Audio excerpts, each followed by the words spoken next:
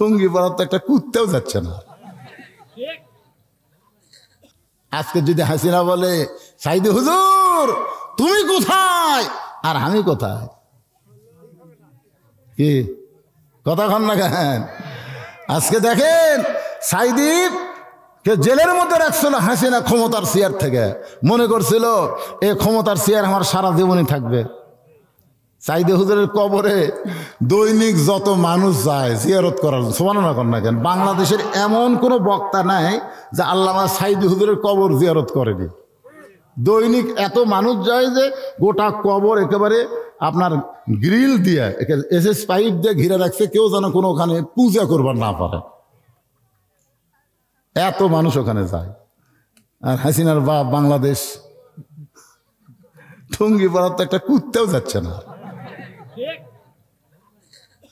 গতকাল এই মেজর ডালিম যা প্রকাশ করছে ভাই, আজকে আমি ইউটিউবে দেখে দেখি সর্বনাশ। হ্যাঁ বেঁচে আছে, মেজর ডালিম বেঁচে আছে, বাড়াতে পারে যেটি থাক, আপনার ইউটিউবে যায় মেজর ডালিমের ওই গপ্পটা শুনে আসবেন। আয় আয়, এতদিন আমরা যা ভাবছিলাম কিছুই নয়। আমরা শুনছি 30 লক্ষ শহীদ, কয় লক্ষ? 30 লক্ষ। আসলে 30 লক্ষ নয়, হবে 3 লাখ। কিন্তু ফট করে শেখ মুজিবুর বলছে 3 মিলিয়ন। এই বলার কারণে 3 মিলিয়ন 30 লাখ হয়ে গেছে। আর এই দেশটা স্বাধীন কিন্তু হয়নি। ভারতেরা বলতেছে আমরা বাংলাদেশকে স্বাধীন করিনি, বরং পাকিস্তান কাছ থেকে কাড়া লিয়ে আমাকে অঙ্গরাজ্য বানাবার চাইছি। স্বাধীনতার সেই বছরে, যে বছর বাংলাদেশ স্বাধীন আছে, সেই বছর ভারত বাংলাদেশ থেকে 16,000 কোটি টাকা লুট করে নিয়ে গেছে। পাকিস্তানের আর্মিদের যতগুলো অস্ত্র এখানে জমা দেওয়া হয়েছিল, একটা অস্ত্র বাংলাদেশে নাই, সব অস্ত্র ভারত নিয়ে গেছে। কি মনে করতেছেন ভারত আমাদের বন্ধু? কোনো কালেই ভারত আমাদের বন্ধু না, সর্বকালে ভারত আমাদের শত্রু। এই যে আমরা 25শে মার্চ বলি না, 25শে মার্চ বুদ্ধিজীবী হত্যা দিবস বলি না? মেজর ডালিম বলেছে বুদ্ধিজীবীদেরকে পাকিস্তান হত্যা করেনি, বুদ্ধিজীবীকে হত্যা করেছে ভারত। কারণ ভারত চাইছিল বাংলাদেশ যেন মেধা শূন্য হয়ে ভারতের গোলামি করে। এত কথা আরো বহু আছে, একদিনে বলা যাবে না। এই যে আমরা কে পাগল, আমার সেই দিন খুব কষ্ট লাগছে যেদিন ভারত 400 বছরের পুরাতন বাবরি মসজিদ ভাঙ্গা ওই জায়গাতে রাম মন্দির বানালো। আমি সেই দিনই চিন্তা করলাম, কে রে, বাংলাদেশের মুসলমানের পক্ষ লিয়া ভারত যদি যুদ্ধ করে পাকিস্তানের ঠকায়, তাহলে বাংলাদেশ তো মসজিদের দেশ, আর মুসলমানেরা জীবনের চাইতো মসজিদকে ভালোবাসে। ধরে কোন কথা ঠিক কিনা? আপনারা বলেন তো, ভারতে কি রাম মন্দির বানানোর জায়গা নাই? বহু জায়গা। তো কোনো ফাঁকা জায়গা রাম মন্দির না বানায়, বাবরি মসজিদ ভাঙ্গে ওই জায়গায় যখন মন্দির বানালো, তখন আমরা বুঝলাম বাংলাদেশের মুসলমান শুধু নয়, পৃথিবীর সমস্ত মুসলমানের 1 নম্বর শত্রু হলো হিন্দু মালওয়ান। জোরে বলেন কথা ঠিক কিনা? কথা বলেন। আমরা শালাকের মূর্তি পহরা দেই, আমরা ওদের মূর্তি পহরা দেই, ওরা আমাদের মসজিদ ভাঙ্গে। আপনারা সকলেই জানেন যে আল্লাহ রাসূল আরশে গেছিলেন। বিশ্বাস করেন? আপনারা বিশ্বাস করেন? হ্যাঁ বিশ্বাস করেন। আল্লাহ তাআলা নিয়ে গেছিলেন রাসূলকে আরশে নিয়ে গিয়ে আল্লাহর সাথে নবীর অনেক কথাবার্তা হয়েছে। কারণ ওই জায়গায় ফেরেশতা জিবরাইলকে আল্লাহ থাকতে দেয়নি, তার মানে কিছু গোপন কথা আছে না নাই? ফেরেশতা জিবরাইল তো সবসময় নবীর সাথে থাকে, সবসময়। এতে একটা জায়গায় গিয়ে বললেন, জিবরাইল তুমি ব্রেক করো, এখান থেকে আমার নবী আমার কাছে একা একা আসবে। এখানে 70,000 নূরের পর্দা দেওয়া আছে। নূরের পর্দা কতগুলো? 70,000। এতগুলো নূরের পর্দা পাড়ি দিয়ে তুমি জিবরাইল আসতে গেলে তোমার অস্তিত্ব পুরো ছাই হয়ে যাবে। এখান থেকে রাসূল আমার একা একা চলে আসবে। ফেরেশতা জিবরাইল যখন ব্রেক হয়ে গেল, এমন সময় নবী রওনা দিলেন। জিবরাইল বললেন, রাসূলুল্লাহ আমি তো আপনার সঙ্গে যাইতে পারলাম না, কিন্তু যাওয়ার আগে একটা কথা আপনাকে বলতে চাই। নবী বললেন, জিবরাইল কি কথা বলবা? বলে, জমজমের কূপের পানি দিয়ে ওযু করার সময় আপনার পায়ে যে জুতা জোড়া আছে, আপনি কি নূরের পর্দার ভিতর এই জুতা জোড়া পায়ে আপনি যাবেন আল্লাহর আরশে? সঙ্গে সঙ্গে নবী বললেন, জিবরাইল, আল্লাহর মহব্বতে আল্লাহর মেরাজের কথা মনে করে পায়ের জুতা খোলার কথা আমার মনেই নাই। এই বলে নবী যখন ওপর হয়ে পায়ের জুতা খুলতে চাচ্ছেন, এমন সময় যেটা কই আজকে ওয়াজ শুরু করলাম, তোর পাহাড়ের ধুলি লাগিয়া মুসা নবীর সম্মান বেড়ে যায়, নূর নবীজির জুতার ধুলাই আল্লাহর আরশ ধন্য হয়। আল্লাহু আকবার। আল্লাহ বলেন, হাবিব, আমার আরশ আযীম দামি হতে পারে, কিন্তু আপনার জুতার চাইতে দামি না। নবী আল্লাহর আরশে গেলেন, আল্লাহর সঙ্গে নবীর মেরাজ হলো। মেরাজ করে যখন নবী দুনিয়াতে ফেরত আসলেন, সাহাবীরা জিজ্ঞাসা করলেন, ইয়া রাসূলুল্লাহ, আপনার সাথে কি আল্লাহর দেখা হয়েছে নাকি? সঙ্গে সঙ্গে নবী এইভাবে হাতটা করলেন, আমার হাতের দিকে তাকায় দেখেন, নবী এইভাবে হাত করে বললেন, এটা কি তোমরা ভাবতেছ? বলে, ধনুকের মতন দেখা যায়। বলে, এক পাশে আমার আল্লাহ আর এক পাশে আমি নবী ছিলাম। লা ইলাহা ইল্লাল্লাহু মুহাম্মাদুর রাসূলুল্লাহ। তখন থেকে আমরা মসজিদ নির্মাণ করলে দেখবেন এক পাশে লা ইলাহা ইল্লাল্লাহ আর এক পাশে মুহাম্মদ রাসূলুল্লাহ থাকে কি থাকে না? কারণ আছে কি নাই? প্রত্যেকটা মসজিদের মেহরাবে আছে, মসজিদে ঢুকতে আছে। আমরা এটাকে ওই মেরাজের ঘটনার সাথে মিল করে আমরা মসজিদে লাগাই, কারণ মেরাজের যে আমল সেটা তো মসজিদকে কেন্দ্র করাই। ধরে কোন কথা ঠিক কিনা? কিন্তু এখন কতগুলো যে হেজাতি বার আছে, হেজাতি বলতেছে না, লা ইলাহা ইল্লাল্লাহর সাথে মুহাম্মদ রাসূলুল্লাহ রাখা যাবে না। এরকম কিছু হেজাতি বার আছে, আপনার ইউটিউবের মাধ্যমে দেখতে পাবেন। এরা শুধু ফেতনা করে, খালি ফেতনা। আছে না নাই? যেরকম আছে না নাই?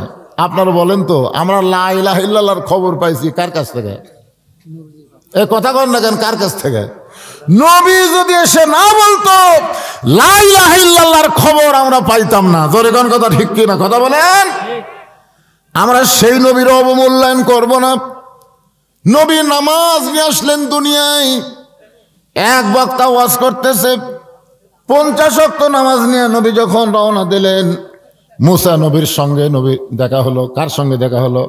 মুসা নবীর সঙ্গে দেখা হলো। মুসা নবী বলল, আপনার উম্মতেরা এত ওয়াক্ত নামাজ পারবে না, নামাজ কমাইলে আসেন। নবী 9 বার আল্লাহর কাছে গেল, প্রত্যেকবারই 5 ওয়াক্ত করে নামাজ কমাই দিল। সর্বশেষে 5 ওয়াক্ত নামাজ নিয়ে নবী দুনিয়াতে আসলেন। এই দুনিয়াতে আসার পরে নামাজ পাইলেন, আমরাও নামাজ পাইলাম। ভাইজান, নবী যখন দুনিয়া থেকে চিরদিনের মতন বিদায় নেবেন, নবী যখন দুনিয়া থেকে চিরদিনের মতন বিদায় নেবেন, এমন এক সময় আল্লাহ নবী বললেন, সাহাবীরা রে, আজকে আসরের নামাজের পরে আমি আমার জীবনের সবচাইতে গুরুত্বপূর্ণ আলোচনা তোমাদের শোনাতে চাই। আমি আমার জীবনের সবচাইতে গুরুত্বপূর্ণ আলোচনা তোমাদের শোনাতে চাই। নামাজটা হলো আসরের নামাজ। জোরে কোন কোন নামাজ? আপনারা বলেন তো, আল্লাহ নবীর প্রত্যেকটা কথার গুরুত্ব আছে না নাই? জোরে বলেন, আছে না নাই? কিন্তু নবী যখন বলবে আসরের নামাজের পরে সবচাইতে গুরুত্বপূর্ণ ওয়াজ শোনাতে চাই, প্রত্যেকটা সাহাবীর আগ্রহ বেড়ে গেল। আসরের নামাজ পড়ার জন্য সবাই মসজিদে আসলেন।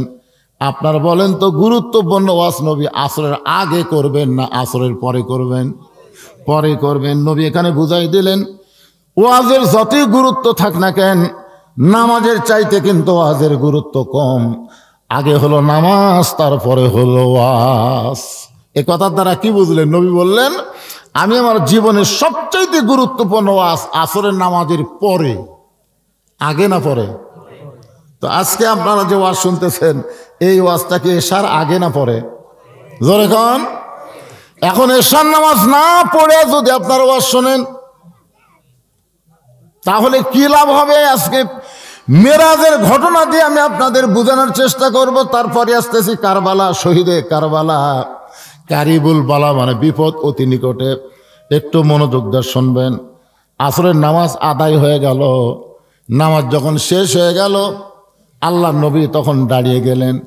নবী যখন দাঁড়িয়ে গেলেন, আবু বকর বলে, রাসূলুল্লাহ, মসজিদের মেম্বরে বসে জীবনের সবচাইতে গুরুত্বপূর্ণ ওয়াজ করেন।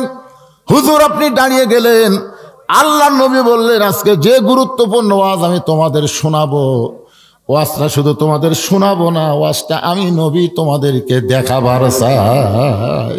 সুবহানাল্লাহ না কেন? আপনারা বলেন তো, শোনাবো না, ওয়াজটা আমি তোমাকে দেখাবার চাই, তাহলে আগ্রহ আরো বাড়বে না কমবে? এতদিন আপনারা কি করছেন? খালি ওয়াজ শুনেছেন, ওয়াজ কি কোনোদিন দেখছেন? নবী যেই মাত্র বলল আজকে আসরের নামাজের পরে যে ওয়াজ আমি তোমাদের শোনাবার চাইছি, এ ওয়াজটা আমি তোমাদের শোনাবো না, ওয়াজটা আমি তোমাকে দেখাবার চাই, সঙ্গে সঙ্গে সাহাবেরা সবাই চোখ টোক ঘুষে একেবারে চোখ পরিষ্কার করলো, কারণ ওয়াজ খালি শুনবো না, ওয়াজ আজকে দেখবো। এই বলে নবী মেহরাবের মধ্যে ঢুকলেন। মেহরাব মানে ইমাম সাহেব যেখানে নামাজ পড়ায়, এই জায়গার নাম হলো মেহরাব। ধরে কোন জায়গার নাম কি? মসজিদে কোবায় যারা নামাজ পড়ছেন, আপনার দুইজন তো হাজি নাকি? আপনি হজ করেননি? এটা আমার ভাই যারা হাজি, যারা আপনারা এখানে হাজি সাহেব আছেন, মসজিদে কোবার মধ্যে যারা নামাজ পড়ছেন, আপনারা দেখবেন মসজিদে কোবার মধ্যে কোনো মেহরাব নাই। মসজিদে কোবার মধ্যে কিন্তু মেহরাব নাই। আর মসজিদ নববীতে সর্বোত্তম মেহরাব হয়েছে। মেহরাব মানে হলো অস্ত্র রাখার জায়গা। জোরে কোন কি রাখার জায়গা? আজকে আমাদের বাংলাদেশের মসজিদের মেহরাবে কি থাকে? অস্ত্র আছে, অস্ত্র আছে। আমি ওই বাগমারা, রাজশাহীর বাগমারা ওয়াজ করবার যাই, দেখি মেহরাবের মধ্যে একটা লাঠি আছে, বুঝলেন? এইরকম মোটা, অনেক বড়।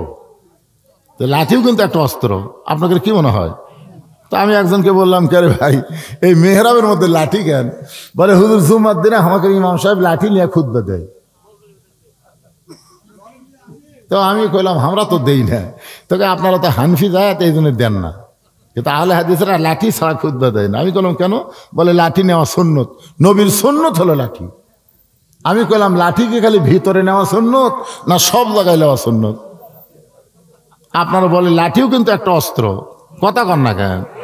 আমি নিজে প্রমাণ ভাই রে। আমার ড্রাইভার যখন আমার গেটে গাড়ির থেকে আমাকে নামাই দিয়ে গাড়ি গ্যারেজে নিয়ে গেল, আমি তখন গেট খুলে যখন আমার ঘরে ঢুকতে চাচ্ছি, আমার এই গেটের কাছে একটা আমের গাছ আছে। আমের গাছের তলায় 4-5টা কুত্তা শুয়ে আছে, বুঝলেন? এখন কুত্তা হুজুর আর মুয়াজ্জিন এই দুটা খুব একটা দেখতে পারতেছে না, বুঝতেছেন না? আমি যেই যাচ্ছি, কালো জুব্বা, তো কালো জুব্বা দেখে 4 কুত্তা খেলে ঘাউ ঘাউ করে আমাকে ধরছে, মনে হয় আমার পাঞ্জাবি কামড় দিয়ে ধরবি।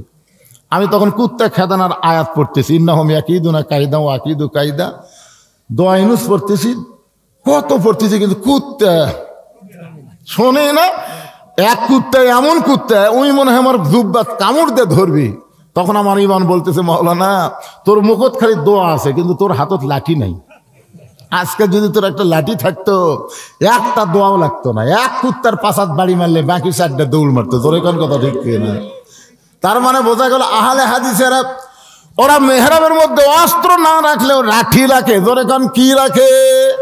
আর আমাদের হানাফি মাযহাবের মেহরাবের মধ্যে কিছুই নাই। আসলে মেহরাবটা বানানো হয়েছে অস্ত্র রাখার জন্যে। একটু মনোযোগ দিয়ে শোনেন, নবী আমার মেহরাবের মধ্যে ঢুকলেন। মেহরাবের ভিতর থেকে একটা থলিয়া বের করলেন। থলিয়া মানে ব্যাগ।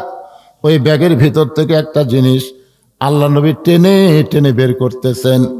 প্রত্যেকটা সাহাবী ওই জিনিসটার দিকে তাকায় দেখতেছে, কিন্তু ওই জিনিসটার ভিতর থেকে এমন একটা আলো, এমন একটা নূর প্রকাশ পাচ্ছে, প্রত্যেকটা সাহাবী এভাবে তাকায় দেখতে পারতেছে না। সূর্যের দিকে যদি আপনি তাকায় থাকেন, দেখবেন আপনি কিন্তু টক লাগে তাকায় থাকতে পারবেন না। তাকায় আবার চোখ এরকম করে আবার তাকান লাগবে। জোরে কোন কথা ঠিক কিনা? নবী যখন বের করলেন, সমস্ত সাহাবী তাকায় থাকে, কিন্তু এক দৃষ্টিতে তাকায় থাকতে পারেন না। এক সময় নবী ওই জিনিসটা ধরে এভাবে ঝাড়ি মারলেন। যেই ঝাড়ি মারলেন, ওসমান গনি বললেন, ইয়া রাসূলুল্লাহ, এইটা তো আপনার পরনের একটা জুব্বা আমরা দেখতেছি হুজুর, কিন্তু জুব্বার ভিতর থেকে এত নূরের আলো, এত আলো কেন আমরা দেখতে পাই? আল্লাহ নবী বললেন, সাহাবীরা রে, এই জুব্বা দুনিয়ার সাধারণ কোনো জুব্বা নয়। এই জুব্বা পরে কাবার পাশে আমি ঘুমিয়েছিলাম। আমি যখন এই জুব্বা পরে কাবার পাশে ঘুমিয়েছিলাম, তখন ফেরেশতা জিবরাইল এসে আমাকে ঘুম থেকে চেতন করলো।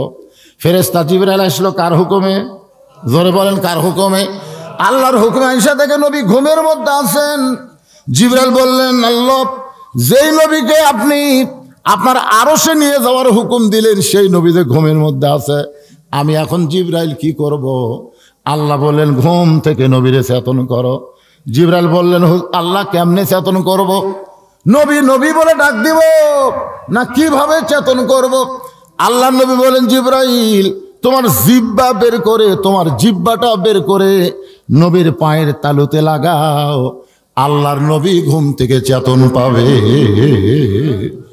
সমস্ত ফেরেশতার সর্দার জিবরাইল তার জিব্বাটা বের করে যখন নবীর পায়ে লাগায় দেয়, সঙ্গে সঙ্গে নবী ঘুম থেকে চেতন পায়। বলে জিবরাইল ভাই আপনি এভাবে আমার ঘুম থেকে চেতন করার কারণ কি জানতে চাই?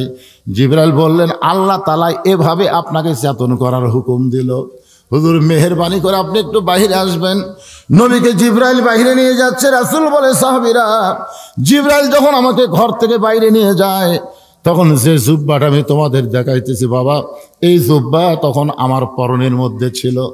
এই জুব্বা পরা অবস্থায় আমি জমজমের কূপের পানিতে ওযু করেছি। এই জুব্বা পরা অবস্থায় আমি বোরাকের কাছে গেলাম। যেই মাত্র বোরাকের কাছে গেছি, বোরাককে বলতেছি ও বোরাক তুই কেন আমার জন্য? জিবরাইল বলে হুজুর তাহলে আপনি শোনেন, এটা দুনিয়ার কোনো প্রাণী নয়, এটা আল্লাহ তাআলা কেবলমাত্র আপনার জন্যই তৈরি করেছে। আপনি বোরাকের পিঠে চড়বেন, আর এই বোরাক আপনাকে দুনিয়া থেকে আল্লাহর বাড়ি পর্যন্ত পৌঁছাইয়া দিবে। লিল্লাহ তাকবীর। সঙ্গে সঙ্গে নবী বোরাকের কাছে গেলেন, বোরাকের চেহারা বারবার দেখলেন। নবী বোরাকের দিকে যখন দেখতেছে, বোরাক নবীর দিকে এগিয়ে আসে, কিন্তু নবী বোরাকের কাছ থেকে একটু দূরে দূরে যায়। জিবরাইল বলে রাসূলুল্লাহ এত সুন্দর বোরাক আল্লাহ আপনার জন্য তৈরি করলো, বোরাক আপন ইচ্ছায় আপনার দিকে আসতেছে, আপনি কেন বোরাকের কাছ থেকে সরে যাচ্ছেন?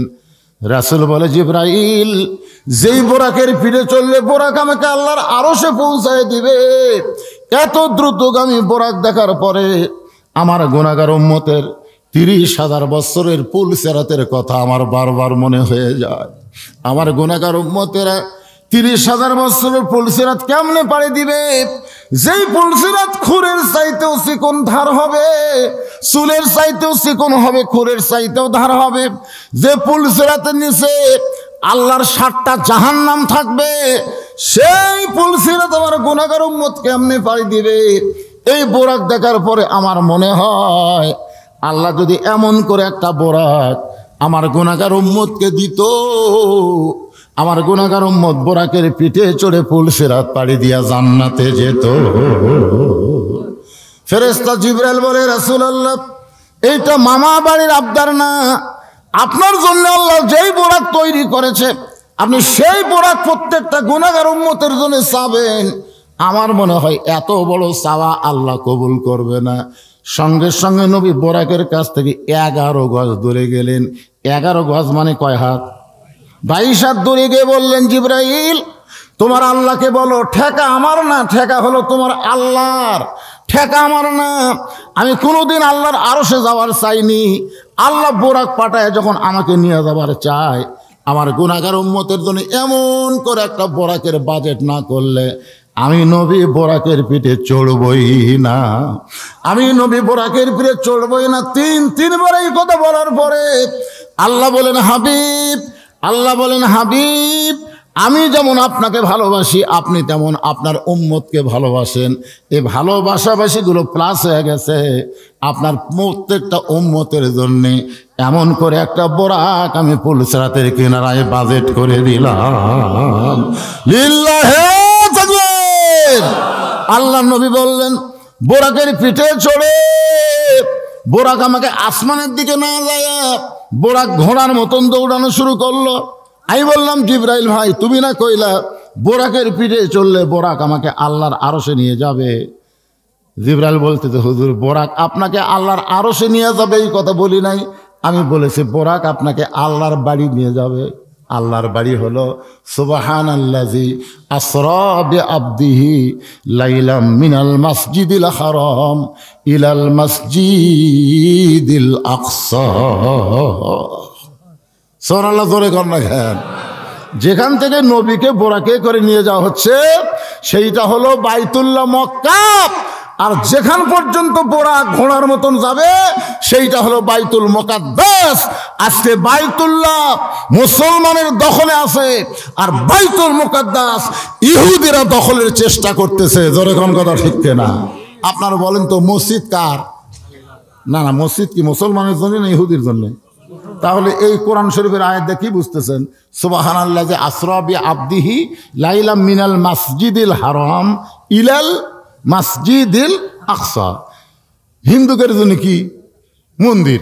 সবাই বলেন হিন্দুদের জন্য কি? মন্দির। খ্রিস্টানদের জন্য কি? গির্জা। তাহলে ইহুদিদের জন্য হলো প্যাগোডা, ইহুদের জন্য কি? প্যাগোডা। তোরা প্যাগোডার চেষ্টা কর, তোরা আল্লাহর মসজিদকে দখল করার চেষ্টা করিস। শোনেন, বাংলাদেশের হাসিনা পড়ে গেছে, সিরিয়ার বাশার পালাইছে, অতি সত্বর পৃথিবীর মানচিত্র থেকে ইহুদিরা ধ্বংস হয়ে যাবে। জোরে কোন কথা ঠিক না? আল্লাহ ধরে না, ধরে না, ধরলে কিন্তু ছাড়বে। এ পর্যন্ত প্রায় 42,000 খালি শিশু বাচ্চাকে, ফিলিস্তিনের শুধু ছোট ছোট বাচ্চাকে এরা হত্যা করছে। 42,000 শিশু বাচ্চাকে ওরা হত্যা করছে। গোটা ফিলিস্তিন রক্তের বন্যা বইতেছে। ফিলিস্তিন একজন মা আফসোস করে বলে, দুনিয়ার প্রত্যেকটা মায়েরা তাদের সন্তান জন্ম দেয়, আর আমরা ফিলিস্তিনের মা কোনো সন্তান জন্ম দেই না, আমরা মুজাহিদের জন্ম দেই। ধরে কারণ সুবহানাল্লাহ, কারণ সন্তান হওয়ার পরই আমার সন্তান বাতিলের বিরুদ্ধে যুদ্ধ করে শহীদ হবি। ইঞ্জিনিয়ার, ডাক্তার, ব্যারিস্টার বানানোর চিন্তা নাই, আল্লাহ রাস্তায় শহীদ হবি এই চিন্তায় সন্তানকে লালন পালন করে। সুবহানাল্লাহ কর না কেন? খালি হোসাইনের কারবালা শুনলে হবে না বাজান, খালি হোসাইনের কারবালা শুনলে হবে না, আজকে ফিলিস্তিনেরও কারবালার কথা মুসলমানকে শোনা লাগবে। জোরে কোন কথা ঠিক কিনা? আল্লাহ নবী বোরাকের ফিরে চড়ে বাইতুল মুকাদ্দাস পর্যন্ত যখন গেলেন, ফেরেশতা জিবরাইল বলে, হুজুর একটু নামেন। রাসূল বললেন, জিবরাইল এইটাই কি আল্লাহর আরশ নাকি? বলে না, এইটা হলো আল্লাহর বাড়ি বাইতুল মুকাদ্দাস। বলে এইখানে আবার নামার দরকার কি? বলে হুজুর এইখানে আপনাকে 2 রাকাত নামাজ পড়ান লাগবে। খুব খেয়াল করে সুবহানাল্লাহ, একজন বুঝিছে, একজন বুঝিছে দেখে সুবহানাল্লাহ কাছে। এখানে 2 রাকাত নামাজ পড়া লাগবে না পড়ান লাগবে? বোঝা লাগবে ভাইজান। মুসা নবী কইল 50 ওয়াক্ত আপনার উম্মতেরা পারবি না, আপনি 5 ওয়াক্ত লিয়া যান নাকি? ওই জায়গাত কিন্তু মুসা নবী ইমাম হয়নি, ইমাম হয়েছে আমাদের নবী। আপনারা বলেন তো, 10 জন মৌলবীর মধ্যে যাক সামনে দেয় তার জ্ঞান বেশি না কম?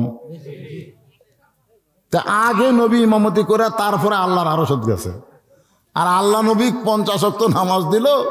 নবী আমাদের কথা কিছুই মনে করলো না, মুসা নবী আমাদের কথা মনে করে করলো নামাজ কমান। চিন্তা করে দেখেন, যেই নবী বোরাকের পিঠে চললো না আমাকে না ছাড়া, ধরে কোন কথা ঠিক কিনা? আর সেই নবী 50 ওয়াক্ত নামাজ দিল। নবী একটাবারও চিন্তা করলো না যে আমার উম্মতেরা 50 ওয়াক্ত নামাজ কেমনে পড়বি, এই চিন্তা ধরলো মুসা নবী। কি বলতেছেন? আল্লাহর বান্দার একটু মনোযোগ দিয়ে শুনবেন। আল্লাহ নবীকে জিবরাইল বললেন, হুজুর এই জায়গায় আপনাকে 2 রাকাত নামাজ পড়ান লাগবে। নবী 2 রাকাত নামাজ পড়াইলেন। নবী যে 2 রাকাত নামাজ পড়াইছে, এই 2 রাকাত নামাজ হলো উম্মতে মুহাম্মাদের জন্য জুমার 2 রাকাত নামাজ। যখন আপনারা 7 দিন পর ইজা নুদিয়া লিস-সালাতি মিন ইয়াউমিল জুমআ ফাসাউ ইলা যিকরিল্লাহ, জুমাতে গিয়ে জামাতের সঙ্গে আদায় করবেন। ওই বাইতুল মুকাদ্দাসের মধ্যে নবী রাসূল নামাজ পড়ে যে সওয়াব পাইছে, আল্লাহ সেই সওয়াব আপনাদের আমল নামায় দিয়ে দিবে। কিন্তু শর্ত হলো আযান দেওয়ার সাথে সাথে যাবেন না আকামত দেওয়ার সময় যাবেন? কোনটা? না আগে যাওয়া চলবে না, আগে যাওয়া চলবে না। এখানে আল্লাহ বলতেছে ইজা নুদিয়া লিস-সালাতি মিন ইয়াউমিল জুমআ ফাসআউ, মানে আজান শোনার সাথে সাথে তোমাকে রওনা দেওয়া লাগবে। সেটা ঢিলে লাইট তেল দেওয়া, ধীরে ধীরে না, ধীরে ধীরে না, একেবারে সিনা টান করে যেরকম আরবিরা হাঁটে ওই রকম হাঁটা মসজিদের মধ্যে ঢোকা লাগবে। আজান দেওয়ার প্রথম 3 মিনিটের মধ্যে যারা ঢুকবে আল্লাহ রাস্তায় একটা উট কুরবানির সওয়াব পাবে। সুবহানাল্লাহ কন্যা কেন? কিনা লাগতেছে না তো? আমরা হজ করবার প্রথমে 11 সালে গেলাম, আমার 7 বন্ধু মিলে একটা উট কিনবার গেলাম। একলা দিবেন? 7 জন মিলে একটা উট কিনবার গেলাম কাকিয়ান বাজারে। উটের দাম হলো 4200 দিরহাম, 4200 রিয়াল, একেবারে লটপটা, মানে একের হাড় হাড্ডি সব দেখা যাচ্ছে, তারই দামই হলো 4200। তো আমার বন্ধু করে বললাম, কারে ভাই কি? ভাই 500 টাকা দেয় খাসি পাতে, 6 সপ্তাহ 42, 600 টাকার মাথা পিছু পড়তেছে, 100 টাকা দেবো না ভাই, তো খাসি কেন? 7 জন মিলে 7টা হাজি, একটা উট আমরা তাও দিবার পারলো না। আর খালি জুম্মার নামাজে আজান শোনার প্রথম 3 মিনিটের মধ্যে ঢুকলে একটা কবুল উট কুরবানির সওয়াব আল্লাহ আপনাকে দিবে, কবুল। আমরা যে উট কুরবানি দিব বা দুম্বা কুরবানি দিব বা খাসি কুরবানি দিব, এটা কি কবুলের গ্যারান্টি আছে? কথা কন না কেন? এটা সৌদি আরবে দিলে তাও কবুল হবে কিনা, কিন্তু বাংলাদেশের তো হবেই না। বাংলাদেশের যারা ভাগিয়া কুরবানি দিচ্ছে এদেরকে একজনও কুরবানি হবে না। কারণ কুরবানি দিবার গেলে মন এবং ইমান দুইটা এক হওয়া লাগবে। এই ফতুয়া আজকে দিব না, যেটা বলতেছে একটু মনোযোগ দিয়ে শোনেন। 2 রাকাত নামাজের ইমামতি করার পরে আল্লাহ নবী বললেন, ভাই জিব্রাইল, আমি যে 2 রাকাত নামাজ পড়ালাম, আমার পিছনে যারা নামাজ পড়লো তাদের পরিচয় কি? জিব্রাইল বললেন, এই মুহূর্তে আপনার ডিগ্রি হলো ইমামুল আম্বিয়া, ইমামুল মুরসালিন। এই মুহূর্তে আপনার ডিগ্রি হলো ইমামুল আম্বিয়া, ইমামুল মুরসালিন। সমস্ত নবী রাসূল আপনার পিছনে নামাজ আদায় করেছে।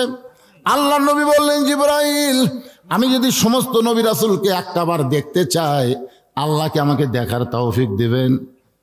জিবরাইল বলে, হুজুর আপনি যা চাবেন আল্লাহ তাই কবুল করবে। জোরে কোন সুবহানাল্লাহ। আপনি যা চাবেন। মুসা নবী আল্লাহ দেখবার চাইছিল, রব্বি আরিনি, আল্লাহ আপনাকে দেখবার চাই। আল্লাহ বলেছে লান তারানি, সম্ভব না। মুসা নবী আল্লাহ দেখবার চাইছিল, আল্লাহ বলেছে সম্ভব না, আর স্বয়ং আল্লাহ আপনাকে দেখবার চায়। জোরে কোন সুবহানাল্লাহ। কি মনে করতেছেন? আপনি যা চাবেন। সঙ্গে সঙ্গে সোনার একটা মেম্বার এনে দেওয়া হলো। সোনার মেম্বারে নবী দাঁড়ালেন। সমস্ত নবী রাসূলকে বললেন, আমার দিকে তাকান, আমি আপনাদের দিকে তাকাই। সব নবী রাসূল 1,24,000 কোন আর 2,24,000 কোন, সমস্ত নবী রাসূল আল্লাহ নবীর চেহারার দিকে তাকায় আছে। কেউ নজর ফিরাবার পারতেছে না। এই সমস্ত নবীদের মধ্যে ইউসুফ নবী আছে। ধরে কোন কি নবী? হায় হায়, অনেকে গল্প করে ইউসুফের চেহারা দেখবার যায়, মেয়েরা লেবু না কাটা হাতের আঙ্গুল কাটছে। ইউসুফ কান্দার বলে, এমন সুন্দর চেহারা রে, যেই চেহারা আমি ইউসুফ দেখতে গিয়া আমার অস্তিত্ব পর্যন্ত ভুলে গিয়েছি। ধরে কান সুবহানাল্লাহ। নবী সমস্ত নবীর দিকে তাকায় দেখে একটা নবীর চেহারা একটু মলিন। সব নবীর চেহারা দেখালি নূর বের হচ্ছে, একটা নবীর চেহারা মলিন। নবী জিবরাইলকে বলে, ভাই জিবরাইল, আচ্ছা সব নবীর চেহারা খালি আলো বের হচ্ছে, ওই একটা, ওটা কোন নবী? ওর চেহারা এমন মলিন কেন? ফেরেশতা জিবরাইল বলে, তাহলে আপনি নবীকে ডাক দেন। আমাদের নবী ওই নবীকে ডাক দিয়ে বললেন, আপনি একটু কাছে আসেন। নবী যখন কাছে আসলো জিজ্ঞাসা করলেন, মা ইসমুক, আপনার নাম কি? বলে, আমার নাম হলো ঈসা রুহুল আল্লাহ। নবী কয়, আপনি তো আমার আগেকার নবী। মানে আমাদের নবী দুনিয়াতে আসার 500 বছর আগে কিন্তু ঈসা আলাইহিস সালাম, সুবহানাল্লাহ বলেন। তাহলে আপনি তো আমার আগের নবী। সমস্ত নবীদের চেহারা দিয়ে আলো বের হয়, আর আপনার চেহারা দিয়ে আলো বের হচ্ছে না, কারণ কি? ঈসা আলাইহিস সালাম বললেন, ওগো আল্লাহর নবী, যত নবীকে আপনি দেখতেছেন সমস্ত নবীরা জান্নাত থেকে আপনার পিছনে নামাজ পড়তে আইছে। তারা সকলে জান্নাতে ছিল, সে জান্নাত থেকে আপনার পিছনে তারা নামাজ পড়তেছে। আল্লাহর নবী বলে, তাহলে আপনি কোত্থেকে আসলেন? ঈসা নবী বলতেছে, আমার তো মৃত্যুই হয়নি। আমার মৃত্যু না হলে আমি জান্নাতে কেমনে যাব? আমি এখনো 4র্থ আসমানে জীবিত অবস্থায় আছি, কারণ না মরলে কোনোদিন কেউ জান্নাতে যাবার পারে না। এখন জান্নাতে যাইতে গেলে আমাদের সবার কিন্তু মরণ চাওয়াই লাগবে। ধরে কোন ঠিক কিনা? ভাইজান জান্নাতে যাবেন না? কতক্ষণ যাবেন না? কারা কারা জান্নাতে যাবার চান? আল্লাহকে একটু হাত দেখান তো দেখি। লিল্লাহে তাকবীর। আপনার জান্নাতে যদি যাবার চাই তাহলে মরার দরকার আছে না নাই? আল্লাহ বলেছেন মরো ওয়ালা তামুতুন্না ইল্লা ওয়া আনতুম মুসলিমুন, মুসলমান না হয়ে তোমরা মৃত্যুবরণ করো না। আর মুসলমান হয়ে যদি মরতে চাই, এই মেরাজের যে নামাজের কথা আপনাদের সামনে আসতেছে, এই নামাজ ছাড়া মুসলমান হয়ে মরার কোনো গ্যারান্টি আছে?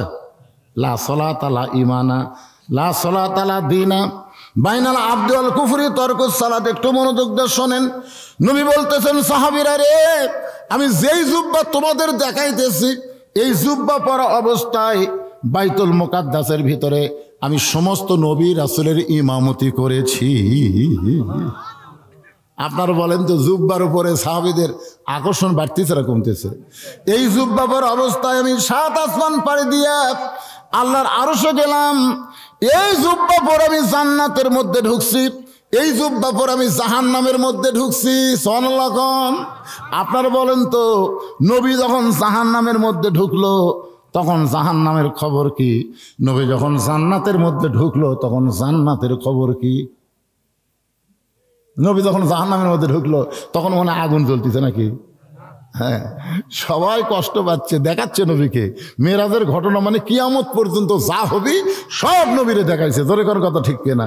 সুদ খালে কি হবি, ঘুষ খালে কি হবি, পরের জমির আল ঠেললে কি হবি, বেপর্দা নারী কেড়ে কি হবি, যে মেয়েরা আর কথা ওর কাছে, ওর কথা ওর কাছে, এই সমস্ত মেয়া কেড়ে কি হবি, সব কথা আছে না নাই? কথা কোন আছে না নাই? এক মেরাজের ওয়াজ করলে 1 মাস লাগবে। কিন্তু আমি সব কথা বলতে পারবো না, গুরুত্বপূর্ণ কথা একটু মনোযোগ দিয়ে শোনেন। কারণ মেরাজের ওয়াজ শেষ করে আমাকে আবার যাওয়া লাগবে কারবালায়। জোরে কোন কোথায়? শুনবেন না? কারবালাটা শুনবেন না? একটু মনোযোগ দিয়ে শোনেন। আল্লাহর নবী 7 আসমান পাড়ি দিয়ে আল্লাহর আরশে গেলেন, জান্নাতে গেলেন, জাহান্নামে গেলেন।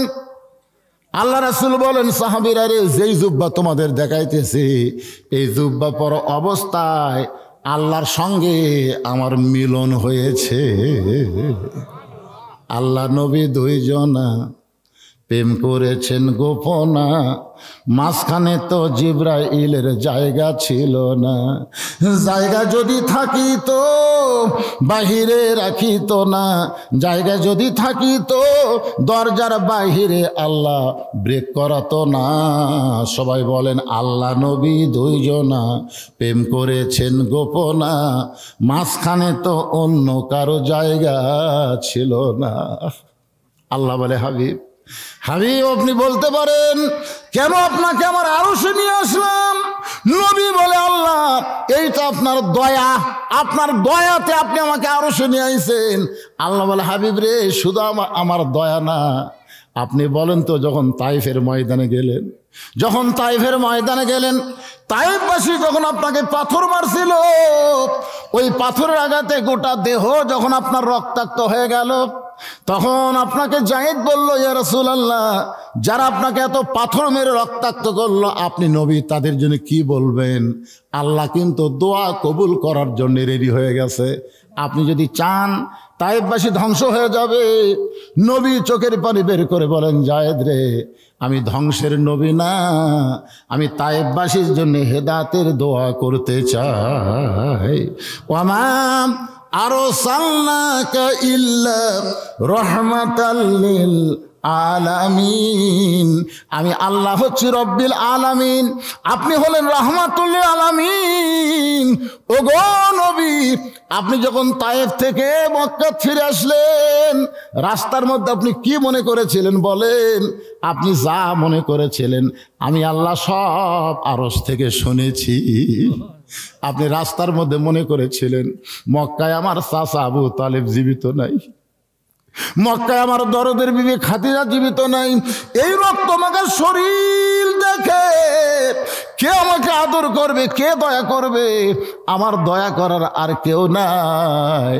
আমি আল্লাহ বললাম রে ফেরেশতা, তোমরা সাক্ষী থাকো, আমি আল্লাহ নবীকে আমার আরশে নিয়ে আইসা আমার নিজের কুদরতে হাত দিয়া আমি আমার দোস্তকে দয়া করতে চাই।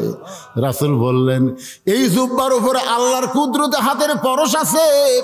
এই জুব্বা পরা অবস্থায় বাইতুল মামুরের মধ্যে সমস্ত ফেরেশতাদের আমি ইমামতি করেছি। লাইলাতুল মিরাজ পাড়ি দিয়ে আসার পরে এই যে জুব্বা আমি তোমাদের দেখাইতেছি বাজান, এই জুব্বা আমি আর কোনোদিন পরি নাই। এই জুব্বাটা এই থলিয়ার মধ্যে যত্ন করে রাইখা দিয়েছি।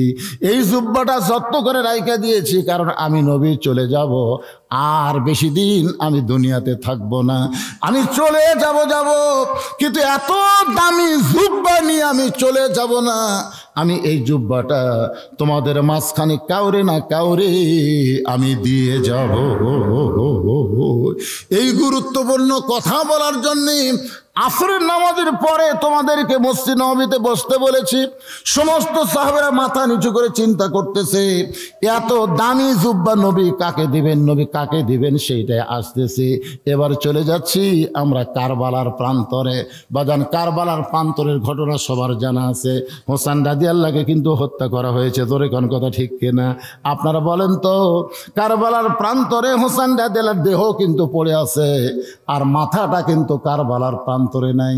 ওই মাথাটা জিয়াদ নামে একজন পাপী, নামকা ওয়াস্তে মুসলমান।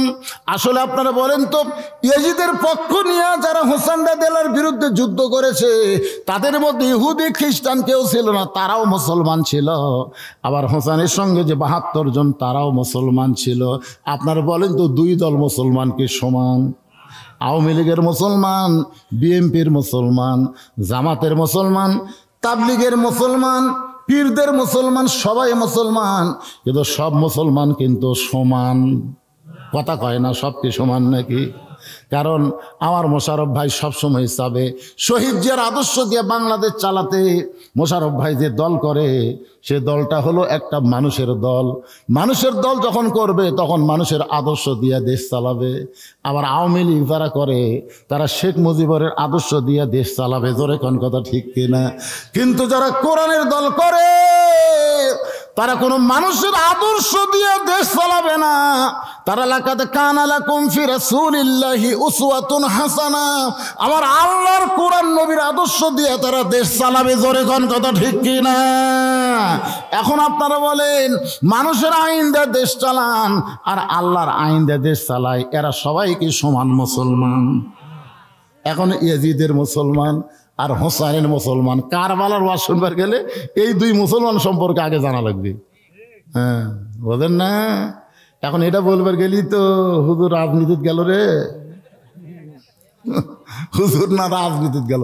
রাজনীতি কি? হোসেন রাদিয়াল্লাহ কি? হ্যাঁ, নানার ইসলাম দুনিয়াতে প্রতিষ্ঠা করতে গেলে দরকার হলে জীবন দেব, কিন্তু ইয়াজিদ বাতিলের সঙ্গে আপোষ করবো না। কথা কন না কেন? সব তো ইয়াজিদের মুসলমান, সব মুসলমান, কিন্তু বাতিল কেমনে হলো? বাতিল হওয়ার পিছনে কারণ হলো আবু বকর রাদিয়াল্লাহু যখন খলিফা ছিল, তার বেটা, যোগ্য বেটা ছিল আব্দুর রহমান, তাকে কিন্তু মরার সময় খলিফা বানাতে যায়নি। উমর ফারুক যখন খলিফা ছিল, তার যোগ্য ছেলে ছিল আব্দুল্লাহ ইবনে উমর, যিনি 30 পারা কোরআনের হাফেজ, 6 লক্ষ হাদিসের হাফেজ। উমর ফারুক তো তার যোগ্য ছেলেকে খলিফা বানালেন না। ওসমান গনি বিদায় নেওয়ার সময় তার ছেলেকে খলিফা বানালেন না। হযরত আলী বিদায় নেওয়ার সময় তার ছেলেকে খলিফা বানালেন না। কিন্তু মুয়াবিয়া বিদায় নেওয়ার আগেই তার বেটা ইয়াজিদকে খলিফা বানালেন। কি বানালেন? আপনারা বলেন, কারবালার ঘটনা কি এমনি এমনি ঘটছে নাকি? এমনি এমনি ঘটেনি তো। এই বাচ্চা, এই দুটার কি হলো রে? এই তোর ভাব কি? না না, এর কি সমস্যা? কি হারাছু বাবা? কি হারাছু রে? না, এরা যদি যাবার চাই দিয়ে পাঠান, ছোট ছোট বাচ্চা তো। যাও যাও ময়নার যাও, যাও সব করে যাও। না না, ঘুম পারবা কে? যে গোস্ততে পোলা হচ্ছে, কিছুক্ষণ পরে আবার চলে আসো। 55 কেজি গোস্ত, 3 মণ চাউল। কি আজকের পোলা না, তো বিরিয়ানি হবে। আমার মনে আছে, আমি যতবার এখানে আছি প্রত্যেকবারের পোলা হচ্ছে 1 নম্বর। আমি এখানকার যে পোলা নিয়ে বাড়িতে গেছি, আর বউ খাই হোটেলে তো কিনে আনছে দেখি। না না না, হোটেল থেকে আনবো কেন? হ্যাঁ, আর একটা হচ্ছে যে ওইদিকে মুরাদপুর আছে, মুরাদপুর নাম শুনছেন? মুরাল দিঘির একবার ভাই এখানে আতপ চাউল, মানে যতটুকু চাউল ততটুকু গোস্ত। হাজি সাহেব বাঁচা না মরে গেছে আল্লাহ ভালো জানে। তো ওই তবারক দিল, আমি 3-4 প্যাকেট দিয়ে গেছিলাম, তখন হুন্ডার বক্তা বুঝলেন। আমার বউ বলতেছে এটা কোন হোটেলের বিরিয়ানি? আকবরিয়ার।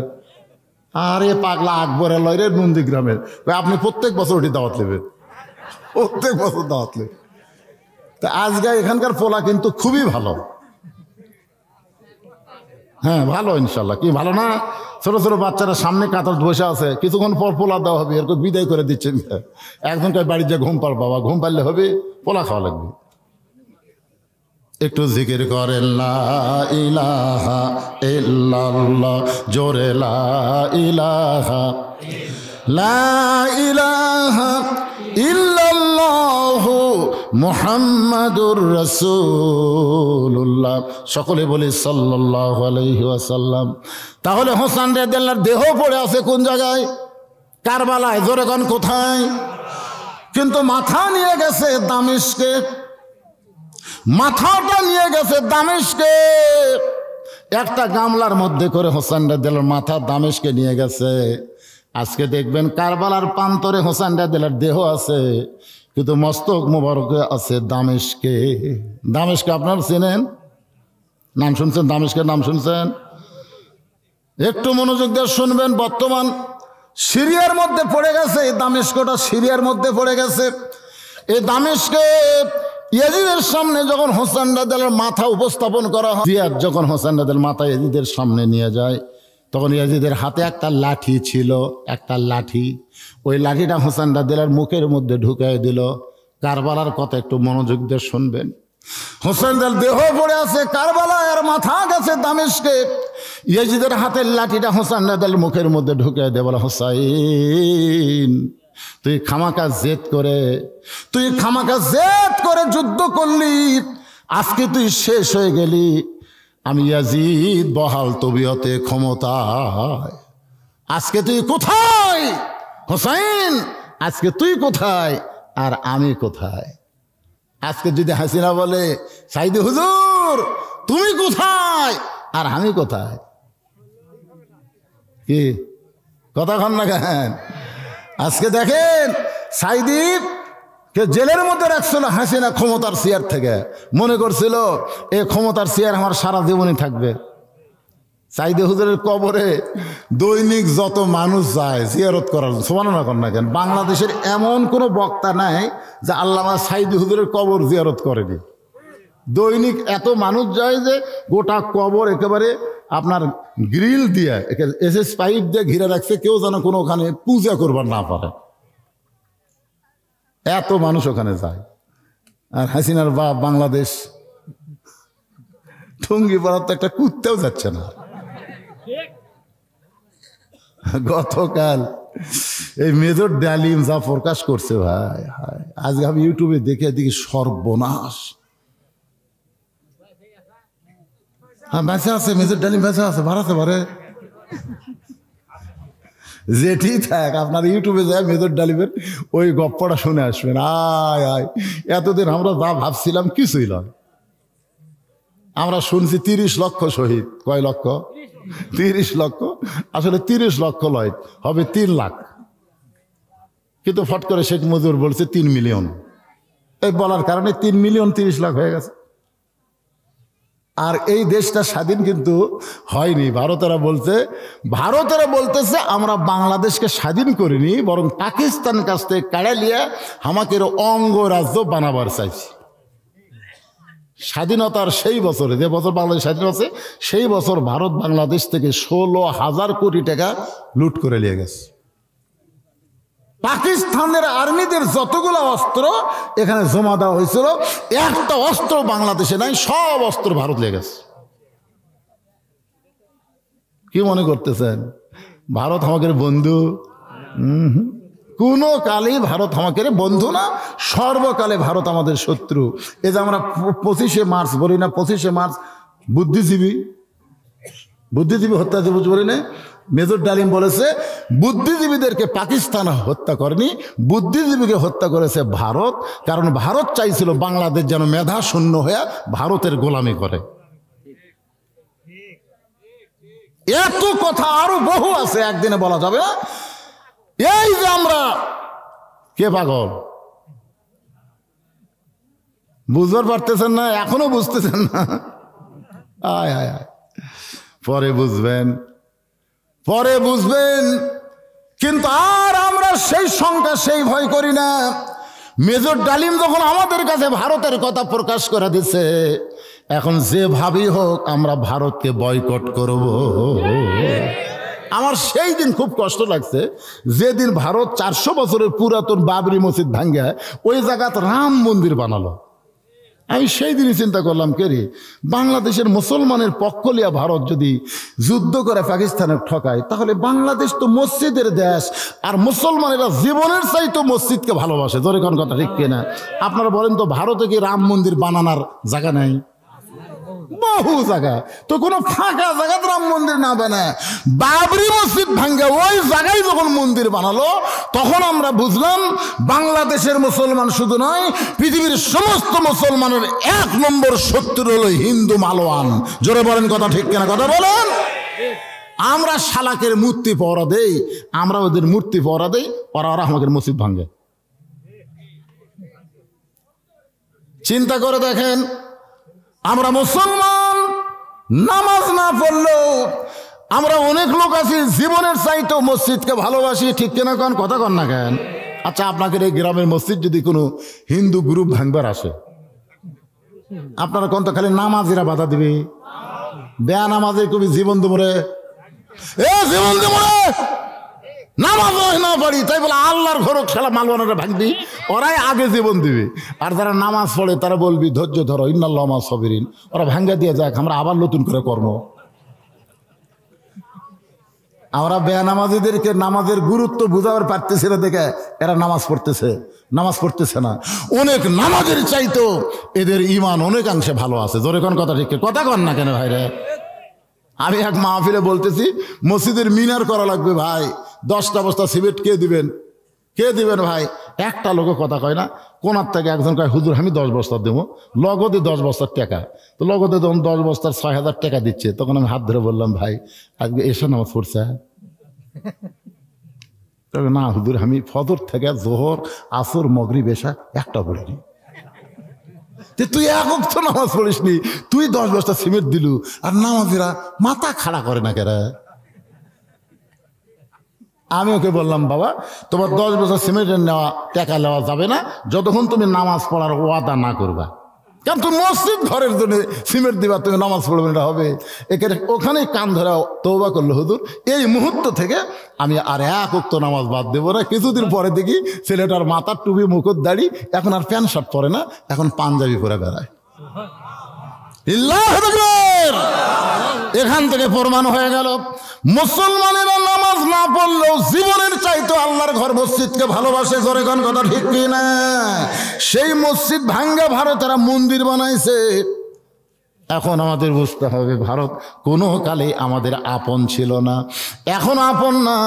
সবসময় সুযোগ পাইলে ভারত বাংলাদেশের ক্ষতি করতে চাবে, কিন্তু আমরা আর ভারতকে তোয়াক্কা করব না। আমরা ইমানের বলে বলিয়ান হয়ে আজকে সবাই বললাম, আমি যেই বলবো ভারত, আপনারা বলবেন বয়কট। বলতে পারবেন না ভাইজান? এলা মিডিয়ার মধ্যে কিন্তু সব প্রচার হয়ে যাবে, এ ভারতের মধ্যে যাচ্ছে, বুঝলেন? খালি ভারত না, মালয়েশিয়া কন, ইন্দোনেশিয়া কন, ইংল্যান্ড কন, আমেরিকা কন, সব জায়গায় লাইভ হচ্ছে, সব জায়গায় যাচ্ছে। আমি যেই বলবো ভারত, আপনার বলবেন বয়কট, ভারত। আরো জোরে, জোরসে বলুন মাশাআল্লাহ। মালনের বাচ্চারা আলু নিয়ে আলু বালু করতেছ, পেঁয়াজ নিয়ে কান দিচ্ছে, চিনি কই কে খাবি, গরু কই কে নিবি, খাবো না রে, খাবো না রে। এখন আমরা চাষটালে বসে বলি চিনি ছাড়া চা দে। দরকার কথা ঠিক না? প্রত্যেকটা মানুষ আর 2 বছর পরে দেখবেন চা তার চিনি খাবি না। তো তোরা কি করবো? তোরকে পেঁয়াজ লাগবে না, আল্লাহ আমাকে যে পেঁয়াজ দিবে, আমাকে মাটির যে পাওয়ার ভাই। এইবার যত মানুষ পেঁয়াজ লাগাচ্ছে, আর পেঁয়াজ বেশি দামে কেনা লাগবে না, আর আলু ভারত থেকে আনা লাগবে। যেদিকে তাকাই খালি আলু আর আলু। জোরে কোন কথা ঠিক কিনা? ওমা মিন দাব্বাতিন ফিল আরদি ইল্লা আলাল্লাহি রিজকুহা। পৃথিবীতে এমন কোন বিচরণশীল প্রাণী নাই যার রিজকের ব্যবস্থা আল্লাহ করে নাই। আল্লাহ কোরআনে সূরা কুরাইশের মধ্যে বলেছেন ফালিয়াবুদু রব্ব হাযাল বাইত আল্লাযী আত'আমাহুম মিন জু'ইন ওয়া আমানাহুম মিন খাউফ। যখন বারবার ইয়াজিদ বলতেছে এই হোসাইন তুই শেষ হয়ে গেলি, আমি ইয়াজিদ ক্ষমতার চেয়ারে, খালি জেদ করে তুই শেষ হয়ে গেলি, এ কথা বারবার যখন ইয়াজিদ বলতেছে হোসাইন রাদিয়াল্লাহর মুখের মধ্যে লাঠি ঢুকায়া, এমন সময় ইয়াজিদের সামনে অনেকগুলো সাহাবীও ছিল, সবগুলাই তো মুসলমান, তার মধ্যে অনেকগুলো সাহাবীও ছিল। এই সাহাবী মুসলমান সবাই মাথা নিচু করে, ইয়াজিদ যে হোসাইন রাদিয়াল্লাহর সাথে এরকম করতেছে, এরা কেউ মাথা তুলতেছে না, কারণ মাথা তুললি যদি কেউ যখন মাথা তোলেন, এমন সময় 80 বছরের একজন বৃদ্ধ সাহাবী, 80 বছর বয়সী একজন সাহাবী, তার নাম হলো আনাস ইবনে মালিক। জোরে গান সুবহানাল্লাহ। 80 বছরের একজন বয়স্ক সাহাবী আনাস ইবনে মালিক লাঠিতে ভর দিয়া দাঁড়ায় গেছে।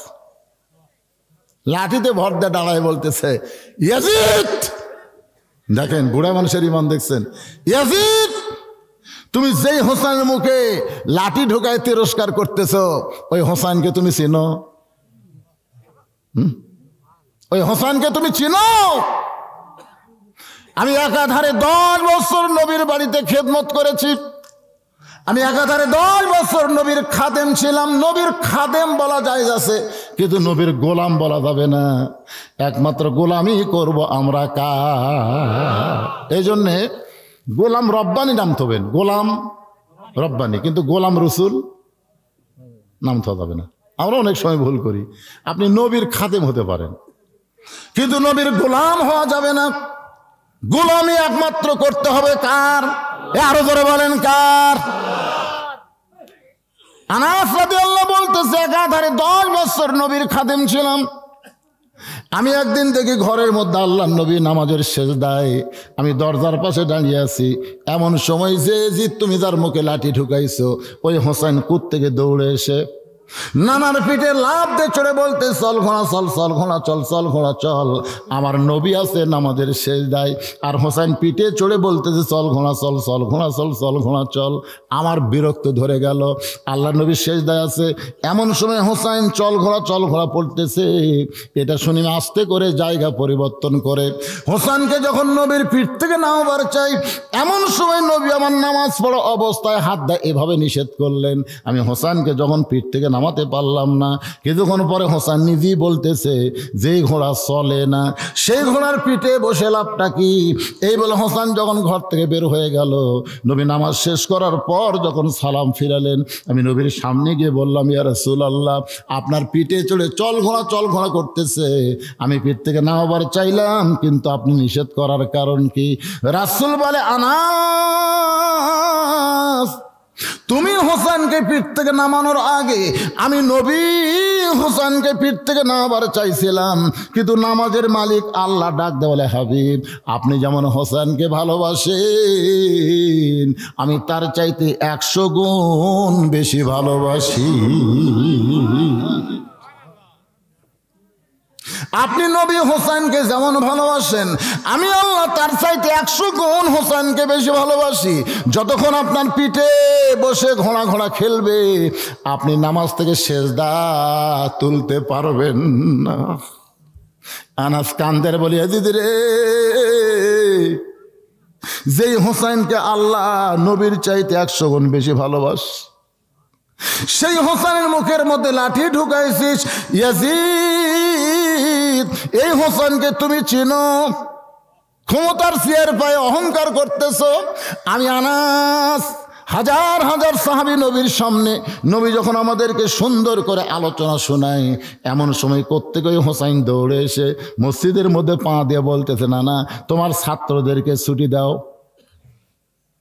আমরা সবাই যখন নবীর ওয়াজ শুনে পাগল হয়ে গেছি, তখন হোসাইন মসজিদের মধ্যে ঢুকে বলতেছে না না, তোমার ছাত্রদেরকে ছুটি দাও, সারাদিন খালি ছাত্রদেরকে ওয়াজ শোনাবা, তাহলে নানা নাতির খেলা কখন হবে? সুবহানাল্লাহ। আবু বকর হুযায়ফাকে ডাক দেন, হুযায়ফা রে, ছোট্ট মানুষ বোঝে না, ছোট্ট মানুষের চাইতে আমাদের নবীও কিন্তু কম না। সুবহানাল্লাহ খান না কেন? ওই ছোট্ট মানুষ যখন নবী পর্যন্ত আসবে, নবী কিন্তু ওয়াজ বন্ধ করে নিয়ে হোসেনকে বুকের মধ্যে নিয়ে সব ভুলে যাবে। যারে হুযায়ফা, যা হোসেনকে আটকা। হুযায়ফাতুল ইয়ামিন এক দৌড়ে গিয়ে হোসেনকে বুকের মধ্যে নিয়ে বলে, বাবু তুমি ছোট্ট মানুষ, তুমি জানো না তোমার নানা যে ওয়াজ করতেছে, প্রত্যেকটা সাহাবী কলিজার খাতায় ওয়াজগুলো নোট করতেছে, এখন তুমি তোমার নানার কাছে যাইতে পারবা না। সঙ্গে সঙ্গে হোসেন এভাবে শাহাদত আঙ্গুলি দিয়ে বলে, রে নানার সাহাবীরা, আমার নানাকে চিনো বলে নানার কাছে আমাকে যাবার দিচ্ছ না, কিন্তু আমি হোসেনকে চিনতে পারলা না। আজকে তোমরা শুনে নাও, ওই বক্তা নানার চাইতে আমি হোসেন কোনো অংশে ছোট না। যেই বলছে ওই বক্তা নানার চাইতে আমি হোসেন কোনো অংশে ছোট না, সঙ্গে সঙ্গে হযরত আলী এক দৌড়ে গিয়ে হুযায়ফার কোল থেকে কাইড়া নিয়ে মুখে একটা ঠাসি দিয়ে বলতেছে, ওরা ফানা লাকা যিকরাক, ওরা ফানা লাকা যিকরাক। রে ছোট্ট হোসেন, তুই কি জানিস আল্লাহর পরে এই দুনিয়াতে সর্বশ্রেষ্ঠ মহামানব হলো আমাদের নবী মুহাম্মাদুর রাসূলুল্লাহ। আর তুই একটা ছোট্ট মানুষে তার সঙ্গে তুলনা করিস? এই মুখ দিয়ে এমন বেয়াদবি কথা কেমনে বললি? এই কথা বলে হযরত আলী হোসেন রাদিয়াল্লাহু মুখের উপরে এত জোরে ঠাসি মারছে, কারণ হযরত আলী তার নিজের জীবনের চাইতেও আল্লাহর নবীকে বেশি ভালোবাসে। এক সময় যখন মুখ থেকে হাতটা টান দিয়েছে, এমন সময় হোসেন বলতেছে, রে নানার সাহাবীরা, একজন সাহাবীর কোল থেকে বলেছি নানার চাইতে কোন অংশে ছোট না, এখন বাবার কোলে বসে বলতেছি ওই নানার চাইতে আমি অনেক বড়। যেই কইছে নানার চাইতে অনেক বড়, হযরত ওমর বলতেছে, আলী এত বড় বেয়াদবি সহ্য করা যায় না, তোমার সন্তান বলে আমি কিছুই করতে পারতেছি না, কিন্তু আমার কলিজার মধ্যে কিন্তু আগুন ধরে গেছে, তুমি তোমার হোসেনকে সামাল দাও। হযরত আলী হোসেনকে কোলে করে নিয়ে যখন যাবার চায়, সঙ্গে সঙ্গে নবী আমার দাঁড়িয়ে বলতেছে, আলী রে, আমার কলিজাকে আমার কাছ থেকে আলাদা করিস না। নবী যেই মাত্র এতিমের মতন দাঁড়িয়ে কাঁদতেছে আর বলতেছে, আলী রে, আমার কলিজাকে আমার কাছ থেকে আলাদা করিস না, সঙ্গে সঙ্গে হযরত আলী যখন হোসেনকে ছায়া দেয়, হোসেন এক দৌড়ে এসে নানার বুকের মধ্যে মুখ লাগায় কান্দে আর বলে, নানা আমি আমার জীবনের চাইতেও আপনাকে বেশি ভালোবাসি নানা, সামান্য সময় না পাইলে আমার বড় কষ্ট হয়। নানা গো, মায়ের কাছে খাবার চাইলে মা যখন খাবার দিবার পারে না, তখন দৌড়ে এসে আপনার চেহারা দেখলে আমার ক্ষুধা তৃষ্ণা দূর হয়ে যায়। ও নানা, আমি আপনার কাছে আসবার চাই, কিন্তু আপনার সাহাবী আমাকে আটকায় দিছে। আমি রাগ করে বলেছি নানার চাইতে কোন অংশ ছোট না, কিন্তু আপনার সাহাবী আমার বাবা এত জোরে আমার মুখে ঠাসি মারছে, নানা দেখেন নিচের দাঁত দাও ভরে লব কাইটা রক্ত বের হয়ে গেছে। আমি রাগ করে বলেছি নানার চাইতে আমি অনেক বড়। রাসূল হোসেনের কপালে চুম্বন দিয়া বলে, ভাই রে, এই কথা তুই ঘরের মধ্যে একা একা যদি আমারে বলতি আমি কিছুই মনে করতাম না, কারণ তুই হলি আমার নাতি আর আমি হলাম তোর নানা। কিন্তু যাদের সামনে বলেছিস তাদের সকলের নবী আমি, নবী কেমন করে কথা বললে ওরা কেমনে সহ্য করবে? তুই কেমনে বলতে পারিস আমার চাইতে অনেক বড়? হোসাইন নানার চোখের পানি মুছে দিয়ে বলে, নানা বুঝবার পারছি আপনার চাইতে বড় বলার কারণে আপনার মনে কষ্ট পাইছেন। ও নানা শুনে নেন, আপনার হোসাইন ছোট্ট হতে পারে, তবে হিসাব ছাড়া কথা কোনোদিন বলে না। ওমর ফারুক বলে, রে হোসেন, তুমি ছোট্ট মানুষ, তুমি আবার হিসাবের জানো কি? হোসেন বলে, না না, আপনারা আমার মধ্যে কথা হয়। ওই উমর খালি মাথা মারতেছে, কারণ কি? রাসূল বললেন, ইজলিস ইয়া ওমর, ওমর তুমি বসো, আমি হোসেনের হিসাবটা শুনতে চাই। এবার হোসেন নানার কাছে দাঁড়িয়ে বলে, নানা আমার 1 নম্বর হিসাব হলো, তুমি একটু চিন্তা করে বলো তো, তোমার মা আর আমার মা, এই দুইজনের মধ্যে কার মা বড়? সঙ্গে সঙ্গে রাসূল ছোট বাচ্চার মতন কান্দে। এই প্রশ্ন জীবনে কেউ আমাকে করবে আমি নবী হয়েও কোনোদিন চিন্তা করি নাই। রাসূল কান্দের বলে, হোসাইন রে, আমার মা আমিনা জান্নাত পাবে কি পাবে না এ গ্যারান্টি আমি নবী কোনোদিন দিবার পারবো না। আর হোসেনের মা ফাতেমা শুধু জান্নাত পাবে না, জান্নাতি নারীদের নেত্রী হবে।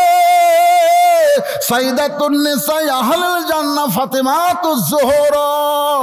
আমার মা আমিনার চাইতে হোসেনের মা ফাতেমা আল্লাহর কাছে কোটি কোটি গুণ বড়।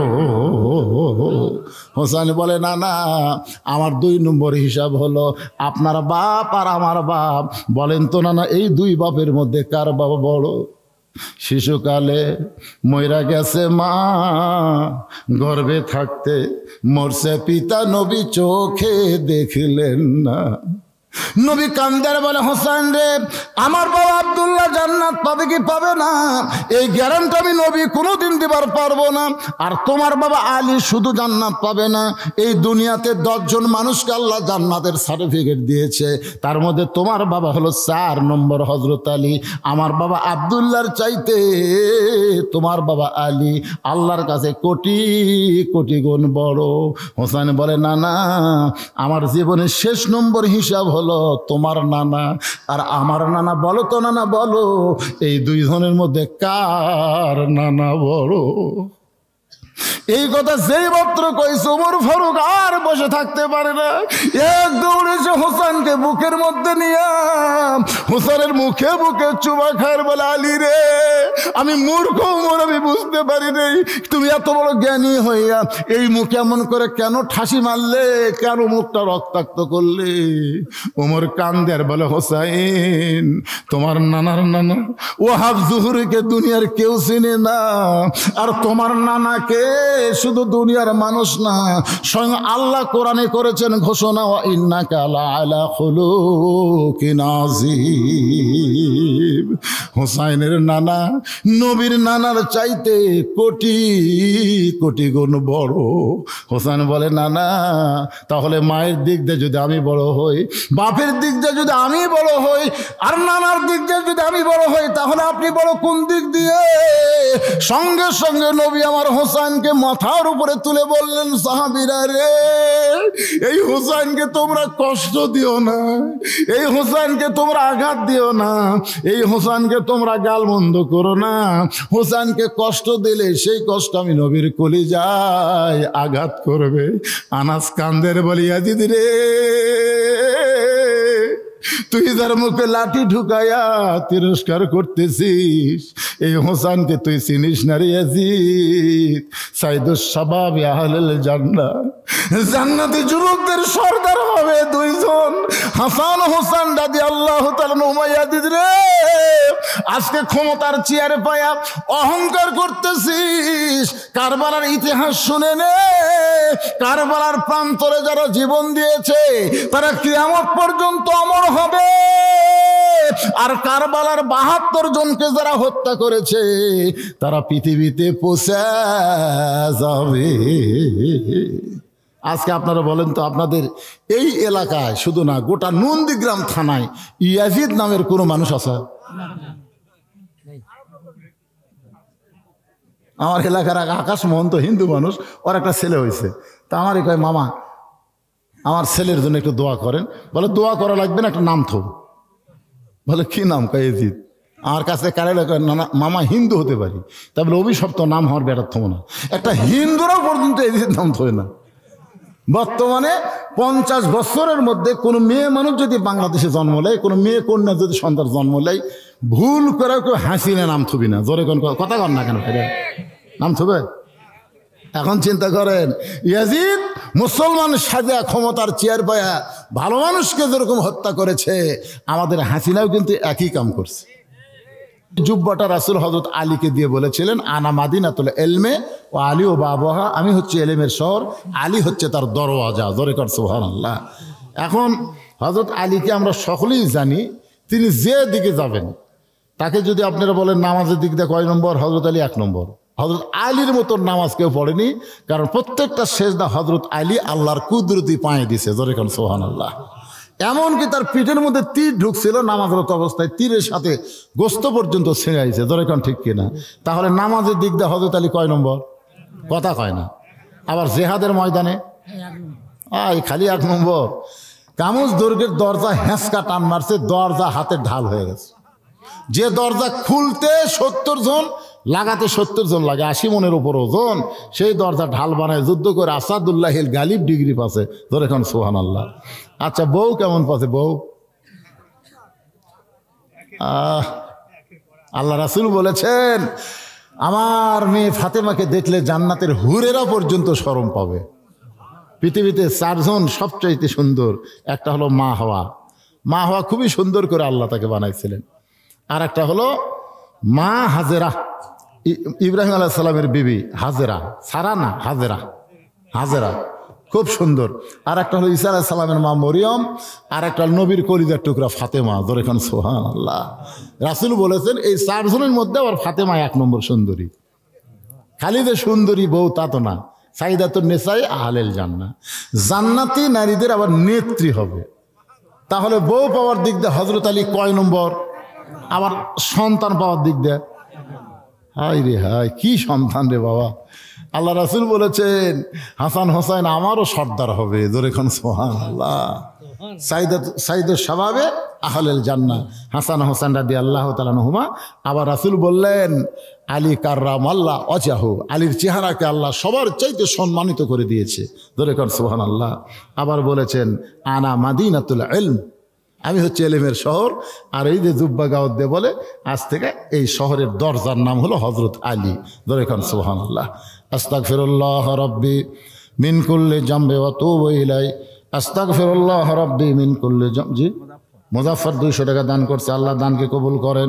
সকলে পড়েন আল্লাহুম্মা সাল্লি আলা সাইয়্যিদিনা শাফিনা নাবিয়িনা মাওলানা মুহাম্মদ ওয়া আলা আলিহি ওয়া সাহাবিহি ওয়া বারাকা সাল্লিম।